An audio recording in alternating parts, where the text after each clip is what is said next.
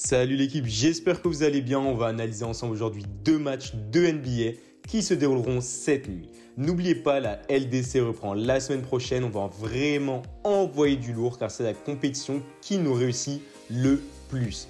Plus de 80% de réussite dans cette compétition sur YouTube. C'est totalement incroyable. Avant de commencer, n'hésitez pas à liker la vidéo pour nous soutenir. Ça nous fait énormément plaisir de voir que vous appréciez notre travail. Et à 40 j'aime, on sortira une nouvelle vidéo de nos analyses NBA. On démarre avec le premier match, Minnesota contre Charlotte. Charlotte veut poursuivre son excellent début de saison, tandis que Minnesota voudrait bien quitter sa dernière place. Au niveau des résultats, ce début de saison est très bon et Charlotte pointe à la 7e place de la conférence Est avec un bilan de 12 victoires pour 14 défaites, malgré une grosse défaite à Memphis 130-114. En face, on retrouve une formation de Minnesota qui est dans une situation catastrophique. En effet, la formation du Midwest occupe la 15e et dernière place de la conférence Ouest avec 6 victoires pour 19 défaites. Minnesota paye les pots cassés de l'absence longue durée de Karl Anthony Towns. En effet, sans son pivot All-Star et franchise player de ce groupe, le dernier de la conférence Ouest a sombré et reste sur 3 défaites contre le Thunder, les Mavs de Dallas et face aux Clippers de LA il y a 48 heures. C'est donc un avantage pour les Hornets. Charlotte est à l'équilibre à la maison, 7 victoires, 7 défaites, tandis que Minnesota est catastrophique en déplacement, 2 victoires pour 11 défaites. Le 5 probable des Hornets de Charlotte, c'est Bridge, Howard, Zeller, Ball et Rosier 3. Blessé et absent depuis quelques rencontres, Graham est incertain pour ce soir.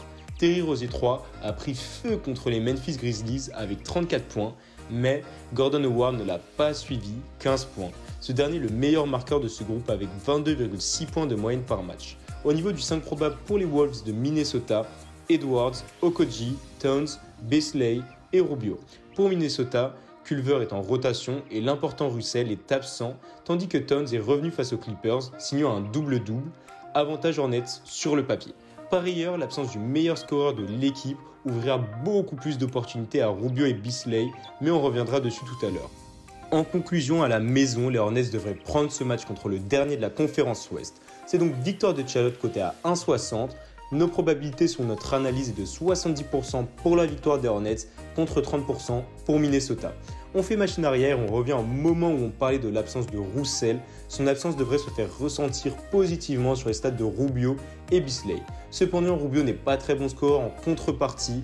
Beasley devient le meilleur scoreur de l'équipe avec 20 points en moyenne par match. Très efficace aux 3 points, il devrait profiter de l'absence de Russell pour augmenter sa moyenne de shoot à 2 et 3 points, car l'attention sera beaucoup plus portée sur lui pour mener les offensives des Wolves. En termes de stats, c'est 20,6 points, 5 rebonds et 2,5 assists par match, soit un total de 28. Sur les 10 derniers matchs, il a réalisé 9 fois sur 10 plus de 28 points, rebonds et assists cumulés. C'est pourquoi notre deuxième pronostic sera Beasley plus de 27,5 points, assists et rebonds, coté à 1,95. On passe au deuxième match, les Knicks contre Washington. Ce n'est pas l'affiche la plus spectaculaire de la journée entre Washington dans le besoin de victoire et New York qui souhaite arrêter l'hémorragie, mais les deux franchises ont besoin de cette victoire s'ils veulent rêver des playoffs. Le début de saison était délicat pour les Wizards de Washington qui occupent actuellement la 14e place de la conférence Est, mais ce qui est très inquiétant pour les Magiciens, outre ce retard sur le top 8 qui semble difficile à rattraper, c'est l'adaptation et le niveau de leur recrue phare, Russell Westbrook. En effet, Washington va mieux quand il n'est pas là. Il y a une semaine, Washington avait rendez-vous avec Miami pour une double affrontement. Westbrook laissé au repos pour le match 1, la formation de la capitale avait battu le Heat avant de prendre le feu pour le retour de Westbrook, 122-95. Toujours présent dans le groupe lors de la défaite contre les Hornets, il avait été mis au repos contre les Bulls lors du dernier match pour une nouvelle victoire de son équipe. Et pour finir, il a fait son retour contre Toronto il y a 48 heures pour une nouvelle défaite très large des Wizards. En face, on retrouve une formation des Knicks de New York surprenante dans le bon sens cette saison. En effet, il se passe quelque chose d'intéressant chez les Knicks depuis l'arrivée du coach Thibodeau. L'ancien coach des Bulls qui a récemment fait revenir Taj Gibson et D. Rose dans le Big Apple a formaté une équipe à son image avec une défense sans faille. Au niveau des résultats, New York occupe la 10e place de la conférence Est avec un bilan de 11 victoires pour 15 défaites. Cependant, New York vient de perdre à 2 reprises contre Miami. Washington est la plus mauvaise équipe sur son sol, 2 victoires pour 8 défaites, tandis que New York se déplace globalement mal, 6 victoires pour 9 défaites. Au niveau de Washington, le pivot de titulaire Bryant va louper toute la saison. Bill est un peu moins fringant depuis quelques rencontres, il n'a inscrit que 24 points contre Toronto et il va d'ailleurs être laissé au repos pour ce match. Cependant, l'absence de Bill reste quand même un énorme inconvénient offensivement pour les Wizards, c'est 32 points par match en moyenne, ce qui va drastiquement manquer à l'équipe.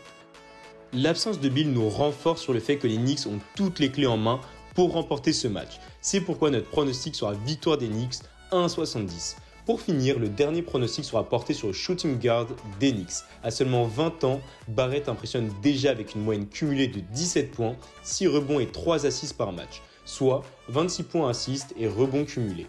Il affronte ce soir la pire défense de NBA qui concède près de 121 points par match. Après avoir eu du mal contre les Heat qui ont une défense avec un fort pressing, contrairement aux Wizards, Barrett devrait avoir beaucoup plus d'espace ce soir et devrait se remettre en confiance. Notre dernier pronostic sera alors Barrett plus de 23,5 points, assists et rebonds cumulés, coté à 1,80.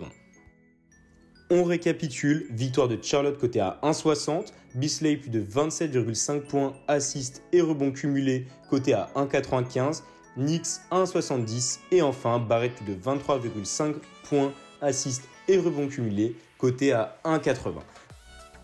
Voilà l'équipe, c'est la fin de notre analyse. N'hésitez pas à nous dire en commentaire si vous souhaitez qu'on reprenne les pronos foot pour la Ligue des Champions sur YouTube. On se retrouve d'ici peu. Allez, ciao l'équipe.